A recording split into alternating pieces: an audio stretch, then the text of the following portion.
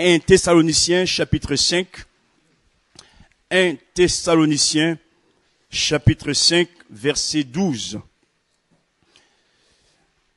1 Thessaloniciens chapitre 5 verset 12. Les titres du message, les règles de la vie chrétienne.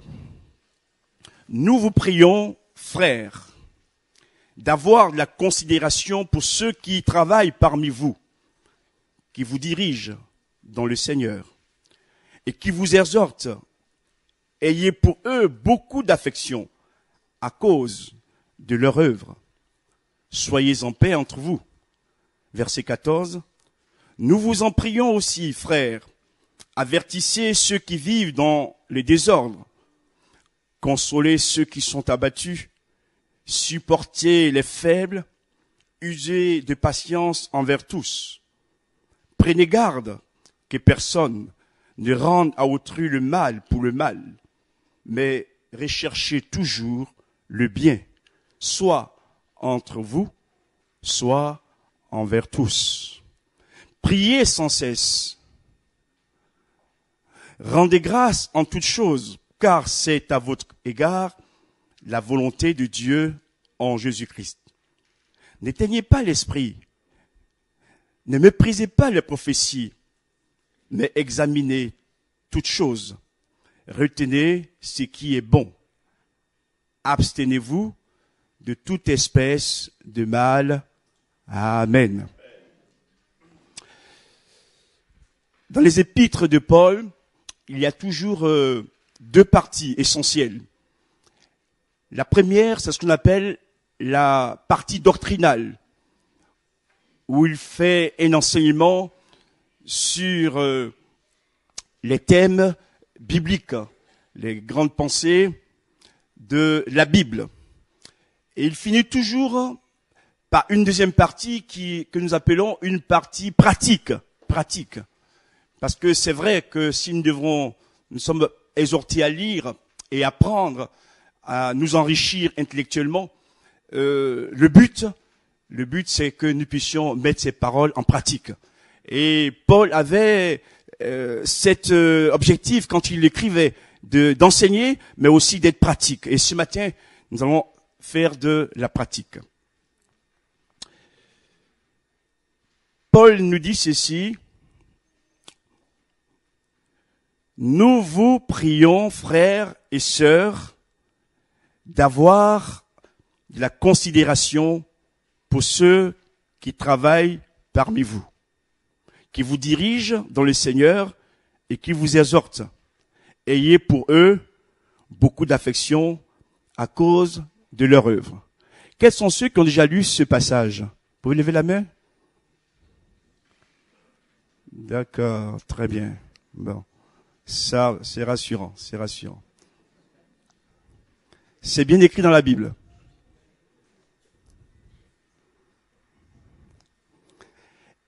Et ça fait partie des règles de la vie chrétienne. Avoir la considération pour ceux qui dirigent. Savoir les respecter. Et il dira aussi, ayez pour eux beaucoup d'affection. Oui. Les pasteurs, les anciens, les diacres, ils sont déjà au top. Dieu s'occupe d'eux, donc ils n'ont pas besoin de notre affection. Et ce qui est parfois paradoxal, c'est que ceux qui exigent beaucoup des pasteurs, des anciens, généralement ne donnent rien en retour. Dans un couple, il y a toujours deux personnes. Comme dans l'amour aussi. On donne et on reçoit. On reçoit et on donne. D'accord? Eh oui. Même s'ils sont remplis de l'Esprit de Dieu, ils ont aussi besoin d'affection. J'ai besoin d'affection. Waouh! Notre pasteur n'est pas spirituel, hein? Ah oui. Je suis fait aussi de chair. Quand je dis chair, des sentiments, de cœur. Je suis un humain. Nous sommes des humains, nous aussi, les dirigeants de l'Église. Dieu nous a fait grâce, pas parce que nous sommes meilleurs ou beaux, mais parce qu'il nous a accordé ses dons pour pouvoir servir l'Église. Amen. Je continue. Alléluia. Je vais maintenant vous exhorter. Qu'est-ce qu'il a dit? Pour ceux qui vous exhortent, c'est-à-dire qui vous encouragent. Amen.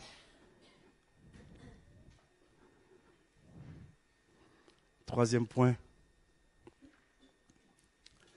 Soyez en paix entre vous. Soyez en paix entre vous.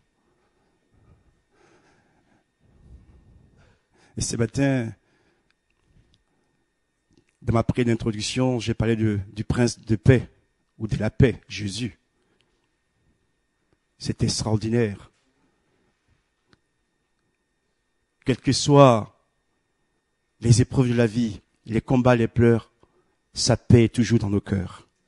Amen. Mais nous devrons aussi, frères et sœurs,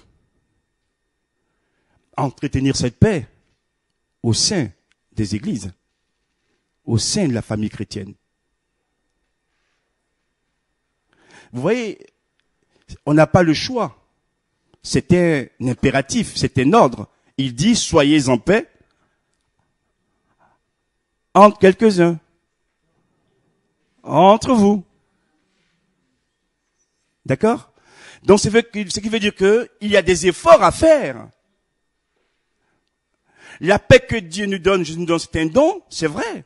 Mais nous, la paix qu'on doit entretenir entre nous, nous devons faire des efforts.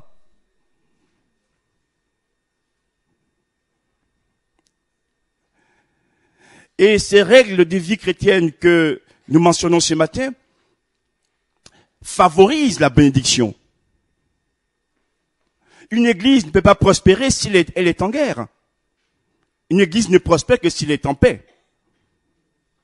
Une famille ne peut pas prospérer s'il est en guerre. Elle ne prospère que s'il est en paix. Même une entreprise.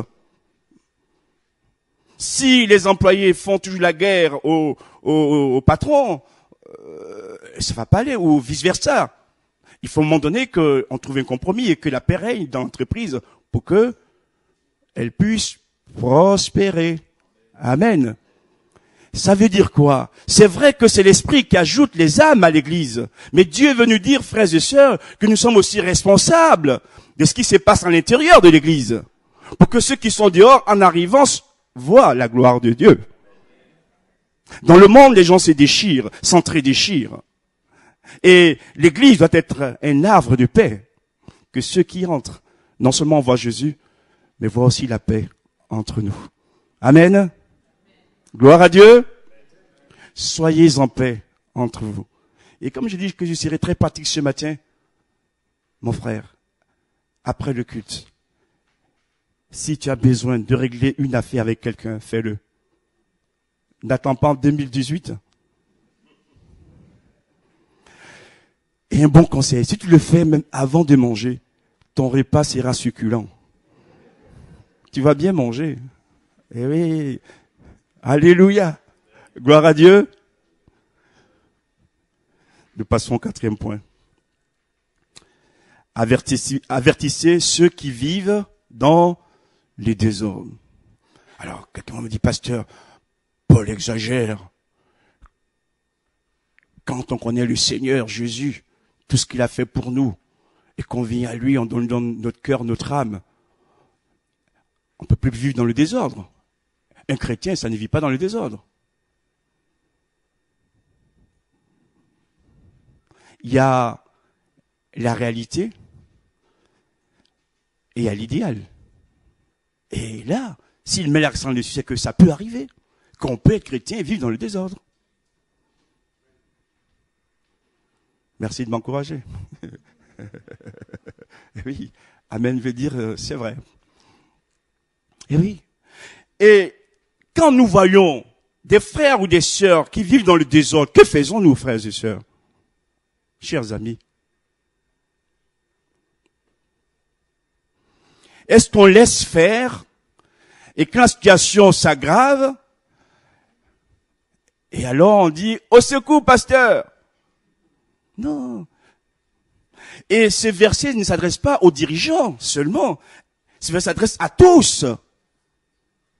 tous les chrétiens. Avertissez ceux qui vivent dans le désordre. Donc, quelque part, il nous faut être aussi un peu courageux. Parce que c'est une question de vie ou de mort. Si le frère ou la sœur vit dans le désordre et que rien n'est fait pour l'arrêter, progressivement, il va s'enfoncer et chuter. Et même, ce qui est plus grave, perdre son âme.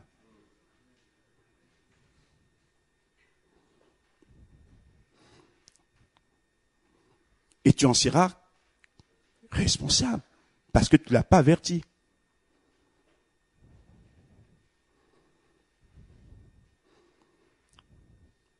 Frères et sœurs, chers amis chrétiens, lorsqu'on voit des choses qui ne sont pas à la gloire de Dieu ou bonnes, avertissons nos frères et nos sœurs. D'accord? Pour leur bien.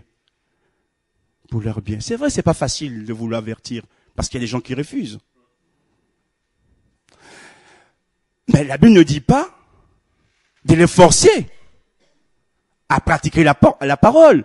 La Bible nous donne un conseil, un ordre. Nous, notre devoir, c'est d'avertir. S'ils reçoivent le conseil ou pas, après, c'est leur responsabilité. Mais si tu n'as pas averti, c'est grave. Ton rôle, c'est d'avertir. Et après, tu pries. Et lui-même rendra compte à Dieu. Gloire à Dieu.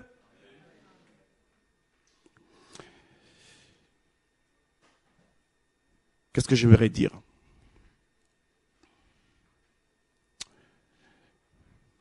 Ne laissons pas le faux amour, les faux sentiments nous tromper.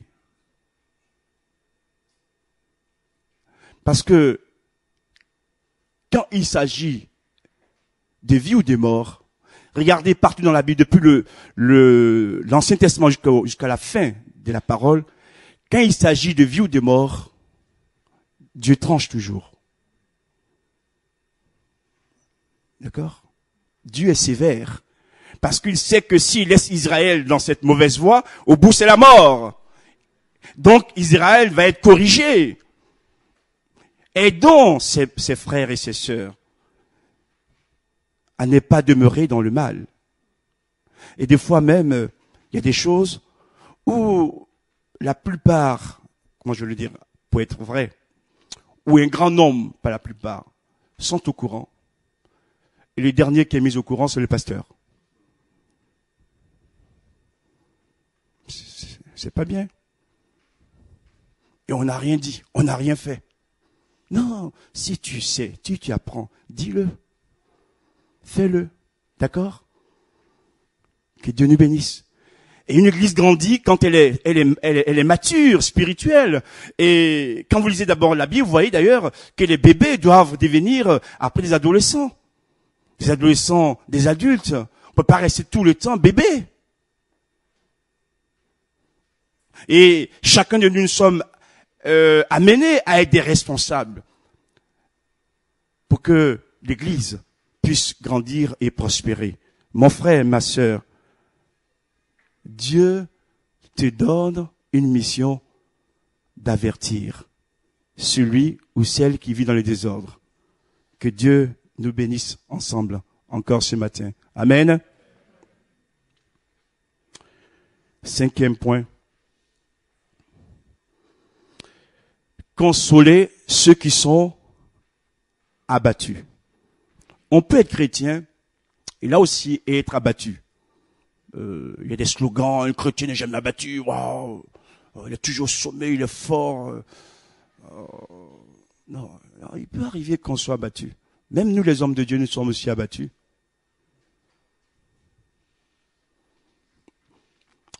Et quelqu'un qui est abattu a besoin de consolation. D'accord? Alors si tu es abattu aujourd'hui, je vais te consoler. Si demain c'est mon tour, si c'est moi qui suis abattu, que fais-tu? Tu me consoles. Donc on se console mutuellement. Amen. Et on avance ensemble. Consoler. Donc il y a des moments où on n'a pas besoin de prier, mais où il faut consoler. D'accord? Seigneur, éclaire-nous aussi sur cette pratique. Amen. 6e point. Tout ce que je dis est écrit. Hein? Supporter les faibles. Supporter les faibles. Là aussi, Paul nous fait donner un enseignement. Au niveau des chrétiens, il y a, chez les chrétiens ou dans l'Église, il y a plusieurs niveaux. Mais je résume les 2 niveaux essentiels. Vous avez les forts et les faibles. Ça existe. On peut être un chrétien et être faible. Ça ne veut pas dire qu'on vit dans le péché. C'est parce que on est timoré, timide, hésitant dans certaines choses. Et à cela que nous dit le Seigneur, il faut les supporter. Est-ce que c'est facile de supporter? Non. Mais qui est le maître? Qui est le chef? C'est Jésus. S'il nous donne l'ordre de le faire, on peut le faire. Oui.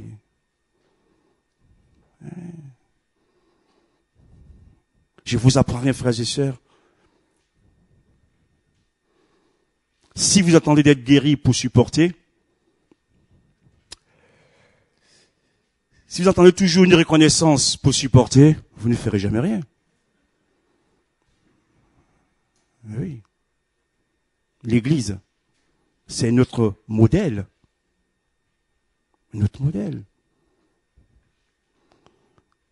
Vous avez des gens qui sont plus spontanés dans la prière, dans la louange.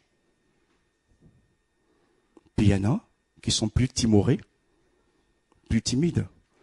Mais par contre, ce qui parfois m'interpelle, c'est que pendant le culte, on est timide, et dès que ça finit, waouh, la langue est déliée, là. Et tous les ragots qui passent, là. Loue le Seigneur avec ta langue, mon frère, ma soeur. C'est beaucoup mieux. Gloire à Dieu. Je ferme la parenthèse. Oui, le faible doit être aidé. Le faible doit être encouragé pour qu'il puisse avancer. Et que Dieu, dans sa grâce, nous fasse comprendre aussi cette réalité. 7e point. Recommandation, conseil pratique. User de patience envers tous. Waouh. Paul, tu exagères quand même, hein? User de patience envers tous.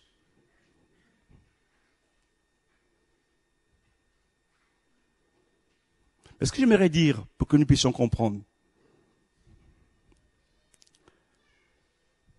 c'est que si Dieu est le péché, il aime le pécheur. Mais le pécheur doit aussi, à un moment donné dans sa vie, se repentir. Vous comprenez ce que je veux dire? Dieu est patient envers le monde, mais tout le monde n'ira pas au ciel. Il y a une limite aussi dans sa patience. Quand on exerce la patience, c'est pour qu'il y ait des changements. Vous avez compris? Quand Dieu exerce sa patience, que nous changions. Donc quand nous exerçons la patience envers les autres aussi, nous espérons aussi le changement. Gloire à Dieu. Parce que si vous dites, pasteur, il est écrit, usez de patience. Donc, soyez patient envers moi, même si j'ai fait du n'importe quoi. C'est pas ce que dit la Bible, hein. Vous avez compris? C'est une patience qui apporte la vie. C'est pas une patience qui laisse tout faire. Même les parents, pour ceux qui ont eu des enfants, vous avez été patients, vous êtes encore patients. Mais est-ce que vous laissez tout faire à la maison?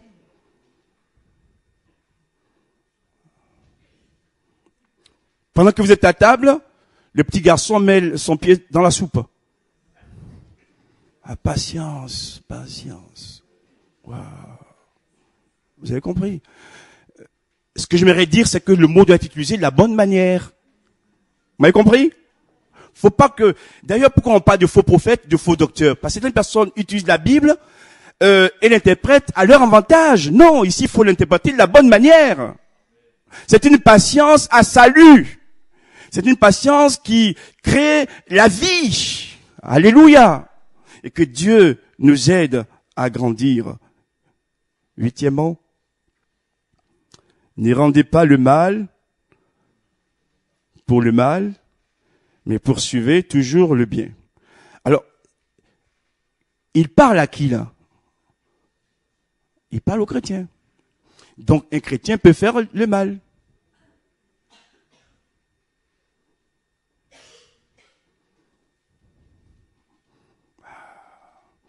Pasteur n'a pas la même version de la Bible. Hein. Et oui, un chrétien peut faire le mal. Ça peut arriver à tous. Mais si quelqu'un nous a fait du mal et que nous voulons nous venger, on va faire aussi le mal. Ça devient un cercle vicieux. Et c'est pas bon. Alors il va dire pour casser le cercle vicieux et le rendre en vertueux, si on t'a fait du mal, rends au contraire le bien. Rends le bien. Mais ça, c'est l'esprit qui peut nous transformer, nous aider à faire cela. Naturellement, c'est pas possible. Mais ce qu'il faut, frères et sœurs, c'est que nous puissions chacun obéir à la parole de Dieu et grandir. Des fois, je suis étonné de voir des personnes qui depuis longtemps devraient être des maîtres de la parole, des maîtres, des piliers, sont encore au lait. Et oui, parce qu'on n'a pas compris ces choses. Servir Dieu, par exemple, demande beaucoup de sacrifices. Mais oui, beaucoup de mort à soi-même. C'est pas tellement nos intérêts qui priment, c'est ceux du Seigneur. Et j'aimerais dire que à ceux qui font ces choses, la bénédiction de Dieu vous accompagne toujours. Parce que, en le faisant, vous avez honoré le Maître. Gloire à son nom. Il dit entre vous, mais aussi envers tous. Même aussi au niveau des gens du monde. Parce que vous avez des clubs qui font du bien qu'entre eux. Mais là, il nous dit qu'il faut élargir l'horizon. Même dans le monde également, nous devons mettre en pratique cette recommandation. Neuvièmement, soyez toujours tristes. Ah. Non pas qu'on ne soit pas triste de temps en temps. Ça peut arriver selon les situations, etc. Mais Paul nous donne une clé pour surmonter la tristesse.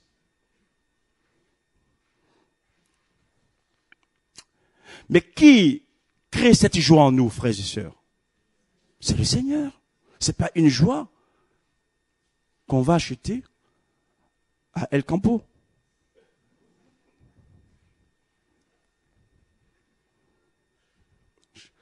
Vous avez compris? On passe pas à la caisse, hein? Oui, c'est la joie de Dieu. La joie de Dieu. J'ai pu vous le dire, frères et sœurs. Il y a des moments dans la vie où l'épreuve est là, où les problèmes sont là. Mais Dieu, dans sa grâce, nous donne toujours sa joie. Cette joie qui vient du ciel et qui nous permet de pouvoir avancer dans la douleur parce qu'il est là. Et je prie que le Seigneur nous remplisse de plus en plus de sa joie. Amen. Et quand cette joie nous anime, frères et sœurs, et que nous prions, nous louons le Seigneur, quel changement.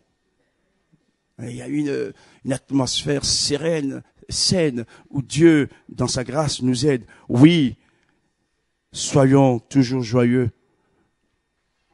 Même quand Jésus le dira, que nous jeûnions, qu'est-ce qu'il faut faire? Faut-il prendre une mine triste? Non. Regardez-moi, je jeûne. Oh, c'est lourd. Mes fardeaux sont tellement lourds. Non. Le Seigneur le sait, mon frère et ma sœur. Ils sont lourds dans la joie. C'est la foi. Et tu dis au Seigneur, merci d'agir, car tu vas changer le mal en bien. Tu vas me secourir et m'aider à sortir. Amen. 10e point. Il y a toutes les clés, vraiment, toutes les règles pour réussir la vie chrétienne. Prier sans cesse. Prier sans cesse. On peut prier à haute voix. On peut prier aussi dans le cœur, en silence.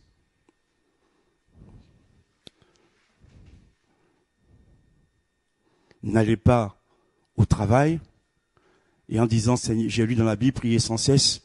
Et tout le temps, on vous attend parler. Ça va pas non plus là aussi. Ce matin, je vous donne quelques clés parce que vous voyez comment on est. J'obéis au Seigneur, les hommes me tapent dessus. Non, c'est parce qu'il est écrit. Prier sans cesse, c'est pas forcément élever la voix. Dans ton cœur, tu peux prier, même en travaillant. Et Dieu entend. Dieu n'est pas sourd. Vous voyez les milliers de langues qu'il y a dans le monde? Dieu entend et comprend toutes ces langues. Et les prières qui sont montées vers lui, des milliards de prières qui sont montées vers lui. Et nous, on a dit, c'est pas possible, c'est trop. Dieu entend chaque prière. Et il sait chaque nom qui donne derrière cette prière. Amen. Apprenons à prier aussi. Et j'aimerais le dire à quelques-uns. L'Esprit me le révèle ce matin. Tu lis ta Bible, ça c'est vrai. Tu viens aux réunions, c'est vrai. Mais tu pries pas assez. D'accord, mon frère? Je dis ça avec beaucoup d'amour pour toi. Retrouve l'autel de la prière. Gloire à Dieu. Merci pour l'église, merci pour les pasteurs qui prient pour toi. Mais toi aussi, redresse l'autel de la prière dans ta vie. Et tu verras alors des grandes choses. Que Dieu soit béni. 11e point. Remercier ou rendre grâce en toutes choses. Donc c'est remercier Dieu en toutes choses. Et j'aimerais aussi faire une nuance. Il n'est pas écrit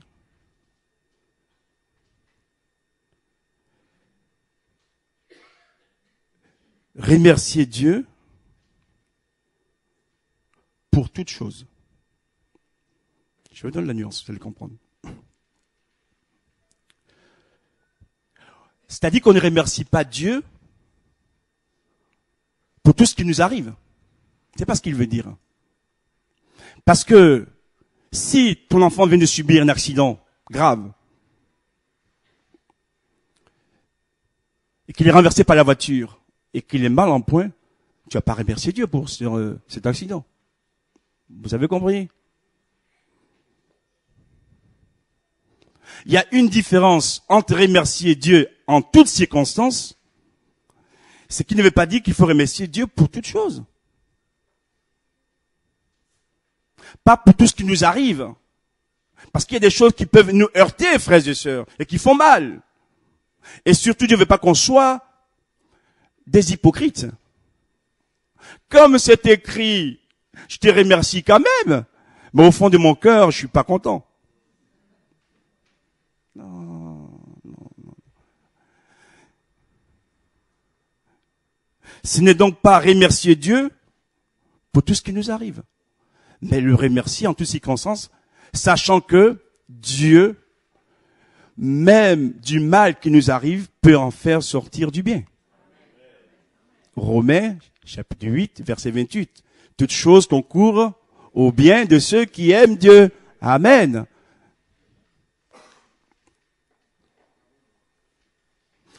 Et si on le remercie en toutes circonstances, c'est parce qu'on lui fait confiance. Et parce qu'on l'aime. Et qu'on sait que Dieu ne nous abandonnera jamais. Et qu'il va venir à notre aide. 12e point. n'éteignez pas l'esprit. Quand j'ai lu ce verset la première fois, j'étais jeune converti, je comprenais pas très bien. J'ai dit, comment un homme peut-il éteindre l'esprit? Parce que l'esprit, c'est fort. L'esprit, c'est Dieu. Là encore, Dieu nous dit une chose, c'est qu'il nous a créés libres. On est libres. Le Dieu qui nous aime nous laisse libres dans l'expression des dons spirituels comme aussi dans la vie de l'esprit. Jésus dira d'ailleurs, celui qui a soif, je donnerai.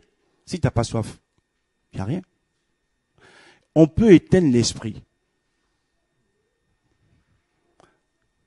Consciemment ou inconsciemment. Et ça peut devenir grave. Parce que un esprit, l'esprit de Dieu éteint, mais c'est la mort. C'est la mort. Et dans ces temps de la fin, frères et sœurs, l'ennemi veut nous piéger. Prenons garde à ne pas laisser l'esprit s'éteindre. Mais plutôt, frères et sœurs, rallumons la flamme. À Dieu soit la gloire. 13e point. Ne méprisez pas les prophéties. Il y a des églises où on ne croit pas aux dons spirituels. Nous les respectons, mais nous voulons dire que les dons spirituels sont bibliques. 1 Corinthiens chapitre 12 et suivant, la Bible en parle. Maintenant, il y a aussi ceux dans lesquels on prophétise, on essaie les dons spirituels, et vous avez des gens qui n'y croient pas, ou qui les méprisent. Et là, Dieu nous met en garde. Parce que le prophète, littéralement, c'est le porte-parole de Dieu.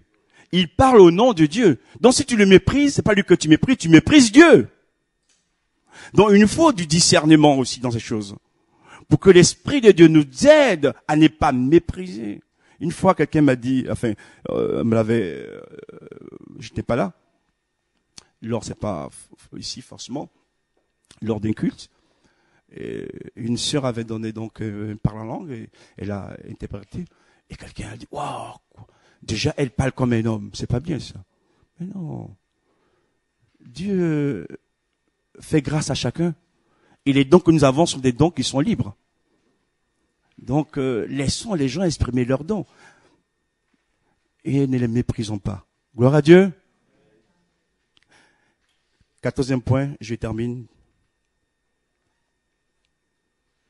Examinez toutes choses et retenez ce qui est bon.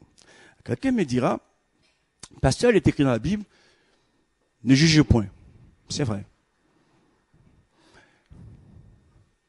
Parce qu'à la mesure à laquelle vous jugez, vous serez aussi jugé de la même manière. Donc, comme la Bible dit de ne pas juger, on ne doit rien dire.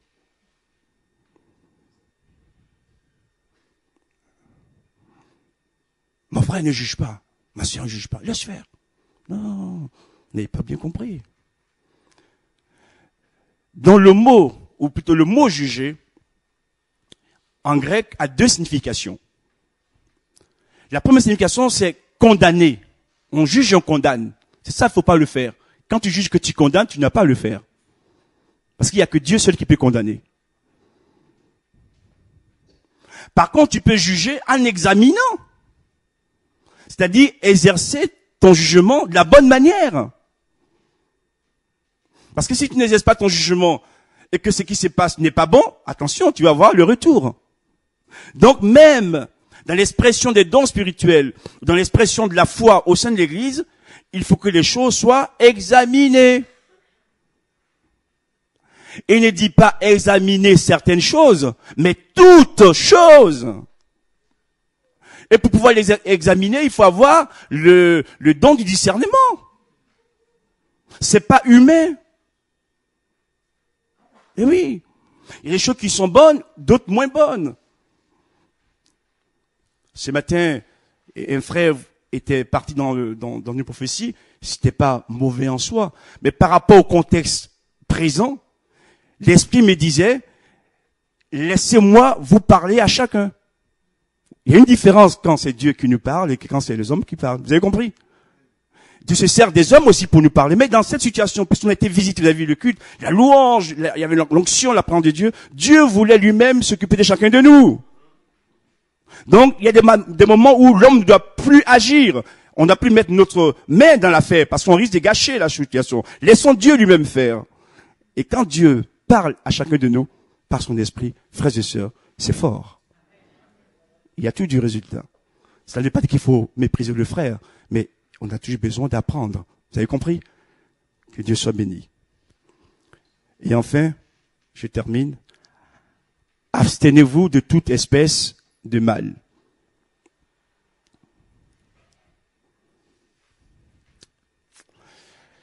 Dans le monde, comme dans l'église, il faut s'abstenir. Parce qu'on est tenté toujours de vouloir faire le mal. Même parfois, on est poussé. Et la Bible nous dit ici, abstenez-vous. Donc il faut une résistance. Et pour pouvoir, donc frères, être victorieux dans ces choses, je voudrais vous laisser un verset dans Jacques.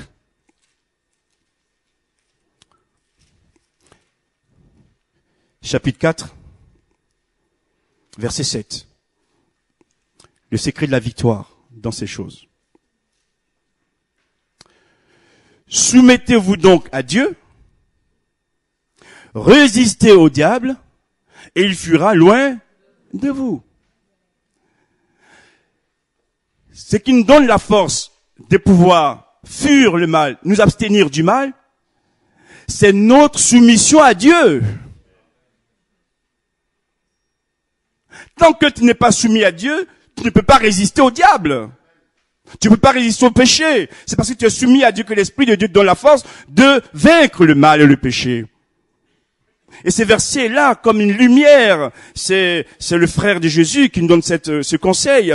Oui, d'abord se soumettre et après résister. Et vous savez que nous pouvons faire fuir le diable? Amen. Parce qu'on est soumis à Dieu, il fuit loin de nous. À Dieu soit la gloire. Je termine. Toutes ces règles énumérées ici de la vie chrétienne favorisent la concorde entre nous. Et surtout, favorisent la bénédiction de Dieu.